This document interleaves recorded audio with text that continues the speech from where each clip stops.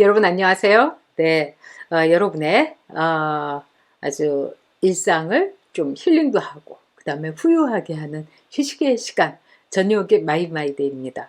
오늘은 여러분한테 약속드린 대로 일본은 없다 그 이후에 대해서 말씀드리도록 할게요. 여러분 중에서도 아직도 이 일본은 없다라는 책 읽어주셨다고 해서 참 저를 이렇게 뭉클하게 하고 감동을 주시는 분이 참 많아요.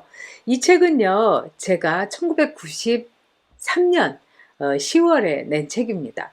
제가 도쿄 특파원을 근무를 하면서 일본에 대해서 제가 느꼈던 그런 거를 아주 가감 없이 어떻게 보면은 1993년에 저는 34살이었고요. 35? 이 정도 됐고 아주 뭐 세상에 대해서 거침이 없고 또 아이를 낳기 전이어서 무서운 것도 없고 또 어떤 점에서는 30대에 방송국에 특파원을 하면서 일본이라는 나라를 겪었던 저의 아주 생생하고 날선 그리고 좀 뾰족한 그런 일본관이 담겨 있습니다. 저는 사실은 일본에 대해서 물론 학교에서 반일 교육 많이 받고 이렇긴 했지만은 저희 어머니 아버님이 굉장히 일본 문화를 좋아하시고 일본 문학도 아주 즐겨 읽으셨어요. 그래서 일본에 대해서 약간의 이 호기심 상당한 채로 일본에 갔죠. 그런데 제가 여성 특파원으로 그 당시에 방송국에서 여성 특파원 1호가 저였어요. 그래서 이제 도쿄에 갔는데 정말 놀란 거예요. 그 당시에 NHK하고 KBS하고는 자매 회사여서 서로 방송국도 이렇게 교환해서 있고 그래서 저는 NHK 시부야의 NHK 방송국에서 근무를 하게 됐어요. 근데 정말 놀라운 일이 있었습니다. 제가 이제 집을 구하려고 할 때 NHK에 있는 지금도 기억이 나는 구아바라 씨라는 분이 저를 보증인을 서주고 이런데도 불구하고 무려 16군데에서 거절을 당한 거예요. 그 이유는 단 하나예요. 한국인이라고. 한국인에게 집을 내주는 것이 싫다. 그때 진짜 저 열받았습니다. 저는 왜 일본이 우리 한국인에게 저런 식으로 할 수 있는가 이해가 도무지 안 됐습니다. 우리 한국인들이 일본에 해코지를 한 일이 없고 우리는 36년 동안에 일본 때문에 굉장히 어려움을 겪었는데 어떻게 나한테 어떻게 한국인한테 어디 두고 보자 이러면서 굉장한 일본에 대한 어떤 호승심 그 다음에 실망이 있었어요.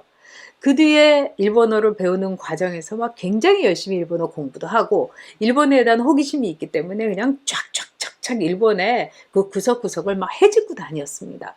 그러면서 제가 느꼈던 거는 참 일본인에 대해서 우리가 환상을 갖고 있구나. 여러분 아시다시피 1990년 12월에 제가 특파원을 갔는데 그때만 하더라도 한국인들은요. 그러니까 30년 전이에요, 여러분. 어떤 마음이 있었냐. 우리는 일본을 따라가려면 30년이 걸려야 된다. 그러니까 30년이나 일본에 뒤처져 있다. 일본하고 우리하고는 비교가 안 된다. 그리고 뭐 엽전, 뭐 조센쟁 이런 어떤 패배의식 또는 열등감 이런 게 우리 속에 또아리가 있었습니다. 그래서 저는 일본이 그 당시만 하더라도요. 1984년에 이제 플라자 합의에 일본의 애니 막 치솟았죠. 그런데 미국이 딱 이렇게 지켜보면서 일본을 조종해서 일본의 경제를 이렇게 곤두박질치게 하려고 착착착착 진행하고 있었습니다. 미국은 참 무서운 나라예요. 그래서 제가 이렇게 갔을 때는 일종의 이 거품이 꺼지기 전에 일본이 막 거품 경제라서 막 집값도 오르고 뭐 사람들이 막 그 술 마시고 회사 돈으로 막 비싼 음식 먹고 막 그럴 때였어요. 그런데 일본의 거품이 꺼진다 이럴 때였어요. 그래서 그 아주 묘한 왜 홍콩도 홍콩 느와르라고 해갖고 홍콩이 영국에서 중국 손으로 넘어갈 때 그 음산하면서도 이 불안감 속에서 사람들은 계속 마시고 놀고 그 불안을 잊어버리려고 한 것처럼 그 당시에 일본의 그런 분위기였습니다.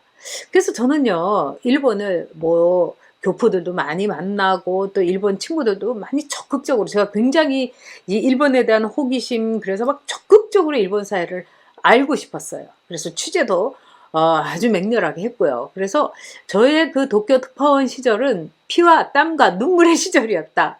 왜냐하면은 한국인이기 때문에 취재도 거절한 적이 있었고요. 또 어떤 때는 제가 일본어가 영어는 제가 괜찮았지만 일본에 갔을 때 제가 일본어가 읽고 쓰는 거는 괜찮았지만 말하는 건 좀 부자연스러웠어요. 왜 그러냐? 원래 저는요, 뉴욕이나 파리 특파원으로 가려고 했었는데, 선배들이 갑진 오히려 도쿄를 피해서, 나 일본어 모른다고. 그래서 제가 도쿄로 가게 된 거예요. 그래서 두고 보자, 열심히 하자. 이러면서 아주 일본어 선생님한테도 개인 교습도 받고, 또 일부러 세탁소 가서도 막 말 시켜가면서 굉장히 일본어를 열심히 했어요. 그래서 한 2달쯤이나 석 달쯤 됐을 때는 일본의 음식점에 가서 제가 특파원단을 대표해서 주문을 할 수 있을 정도가 됐습니다. 제가 여러분들한테 좀 면구스럽지만 저는 어학을 배우는 걸 굉장히 좋아하고, 그리고 이렇게 말에 대해서는 약간의 재능이 있어요. 제가 특출난 재능이 딱 2가지가 있는데, 하나는 음식 맛보는 거. 요리도 조금은 합니다. 그리고 말하는 거, 어학에는 제가 좀 소질이 있었어요. 그러면서 제가 일본을 막 이렇게 취재를 하고 나서 느낀 게 뭐냐, 우리 한국 사람들이 가야 될 방향은 일본식이 아니다. 일본하고 다른 우리 한국 사람들 스타일로 가자. 우리 한국인들은 굉장히 개방적이고 적극적이고, 또 내가 이 세상에서 제일 잘냈다고 하는 막 이런 느낌을 갖고 있고, 새로운 걸 굉장히 좋아하고, 그 다음에 오리지널한 거 좋아하고, 뭐 이런 걸 가지고 아무래도 일본 방식으로 우리가 이렇게 막 이 모노초크리 물건 이렇게 하는 산업화 방식이 아니라 이제 디지털 방식으로 우리가 새롭게 가면은 우리는 일본을 뛰어넘을 수도 있다. 우리가 배워야 될 일본은 없다. 이렇게 제가 제목을 정했어요.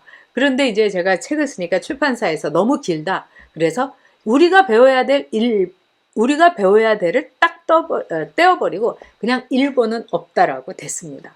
그래서 이 일본은 없다라는 책이 나왔을 때 처음엔 하나도 안 팔렸어요. 그러다가 입소문이 나가지고 나중에는 100만 부 가까이 팔렸습니다. 그때만 하더라도요, 책이 여러분, TV하고 책이 유일한 오락이었기 때문에 그렇습니다. 그러니까 참 영광스러운 일이죠. 또 이 영광에 못지않게 시샘과 질투와 참 억울한 모함을 받아가지고 제가 일본은 없다에 대해서 뭐 표절이니 뭐 이런 시비도 발렸는데 재판에서도 표절이라고 나온 건 아닙니다. 왜 그러냐? 그냥 단 한 자도 같은 게 없어요. 이거는 전욕의 작품입니다. 그래서 제가 자부심을 갖고 있어요. 그런데 저는 요즘에 일본에 대한 책을 저도 이렇게 글을 이렇게 쓰면서 그 당시에 1993년에 저와 2021년에 제가 생각하는 일본은 정말 다릅니다. 이제 한국과 일본은요, 어깨를 나란히 하게 됐습니다. 그리고 한국의 삼성은 일본의 파나소닉을 제꼈습니다. 또 뿐만 아니라 이 삼성의 이 이름, 그리고 일본에서도 이제 현대차가 팔리고도 있어요. 자, 일제 치하 36년. 그게 1945년에 우리가 해방이 됐는데, 이렇게 당대에 일본을 넘어선 이 피식민지 국가는 대한민국밖에 없습니다. 그리고 오히려 일본에서는 이거 한국이 우리를 이제 많이 쫓아온 거 아닌가. 그리고 오히려 한국의 케이팝 또 한국 드라마 너무 좋아하고 한류 붐이 일었고요. 그동안에 굉장히 많은 일이 있었던 거죠. 그래서 제 나름대로는 일본은 없다. 전요기가 잘 맞춘 거다. 이런 자부심을 갖고 있습니다. 그런데 이 문재인 정권 들어서 정말 지긋지긋하고 징글징글하게도 자기네들이 능력도 없고 무능하고 정말 무용한 사람들이니까 자기네들의 권력을 유지하기 위해서 급했다 하면, 일이 안 풀린다 하면은 반일을 내세웁니다. 그래서 이제는 저는요, 반일이 아니라 용일, 그리고 더 넘어서 아주 과감하게 친일을 하자. 왜 그러냐? 이제 우리는 일본에 대해서 자신감이 있습니다. 그리고 디지털 시대, 정보화 시대는 일본 사람들보다 한국인이 훨씬 더 맞는 거예요. 일본인들은 이렇게 물건을 컨베이어 벨트에서 똑같이 정교하게 섬세하게 만드는 이 이른바 산업화 시대에는 최고의 민족이었습니다. 그러나 그 시대가 갔습니다. 이제 과감하고 그 다음에 새로운 것에 도전하고 그런 한국인들이 일본과 더불어서 잘해나갈 수 있는 거예요. 이제 저는 일본에 손을 내밀려고 합니다. 우리 잘해보자고. 그리고 다음에 대통령이 되는 사람은 일본과의 관계를 매우 중요하게 여기고 또 일본과 친하게 지내야 됩니다. 왜? 일본하고 우리는요, 운명적인 관계입니다. 지리적으로 바로 옆에 있지 않습니까? 그럼 우리가 뭐 이민을 갑니까? 나라를 통째로 옮기겠습니까? 더구나 한국이 통일을, 특히 우파, 보수 우파에 대해 손으로 통일을 할 때는 일본의 힘이 매우 기묘합니다. 일본과 잘 지내야 됩니다. 일본과 손을 잡고 협조해야 됩니다.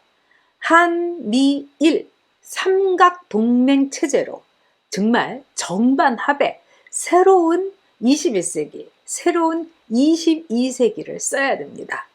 또 어떤 점에서는 벌써 일본의 그 참혹했던 이 동북 대지진 10주년이 바로 올해입니다. 일본인은 저는 개인적으로는 참 불행한 민족이라고 생각합니다. 아주 섬세하고 예의 바르고 그리고 예술적으로도 뛰어나고 감수성도 예민하고 아주 착한 민족이죠. 근데 국가주의에 의해서 동원돼서 두 차례에 질 수밖에 없는 패전이 약속된 전쟁의 인질로 잡혀서 동원됐습니다. 한 개인의 삶은 유린됐죠. 그 다음에 일본은 쓰나미를 비롯해서 지진이라는 자연재해가 늘 함께하고 있는 나라입니다. 그래서 고이즈미 수상도 이렇게 얘기했어요. 언제 지진이 일어날지 모르는데 저렇게 일본 사람들 열심히 살고 열심히 일한다고요. 일본인의 그 묘한 숙명. 그래서 아마 일본에서는 이 운명에 대해서 또 그걸 감수하는 그런 민족성도 있었지 않나 이런 생각이 듭니다. 우리는 자연재해가 있으면은 하늘이 원망을 하면서 무심하지 이럴 수 있냐고 막 종주먹을 들이대지만 일본은 화산이 폭발했을 때라든가 쓰나미라든가 지진이 일어났을 때 사망자가 있었을 때 울지 않고 그냥 조용히 그거를 숙명처럼 받아들입니다. 그 모습을 볼 때 참 일본인은 불행한 민족이다 이런 생각이 들었습니다. 이제 저도 나이도 들고 여유도 있고 우리 대한민국이 일본과 어깨를 나란히 할 수 있는 나라가 됐기 때문에 어쩌면 일본에 대해서 제 마음 속 깊이 있었던 열등감이 이제는 없어졌는지 모르겠습니다.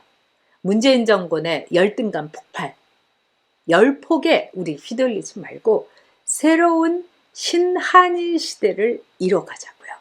네, 지금 일본에 대해서 저도 책을 또 쓰고 있습니다. 자, 여러분 너무 감사드리고요. 여러분들께서 전역 채널 너무 전역TV 응원해 주셔서 감사드립니다. 그리고 여러분들 제가 여러분들에게 부탁드립니다.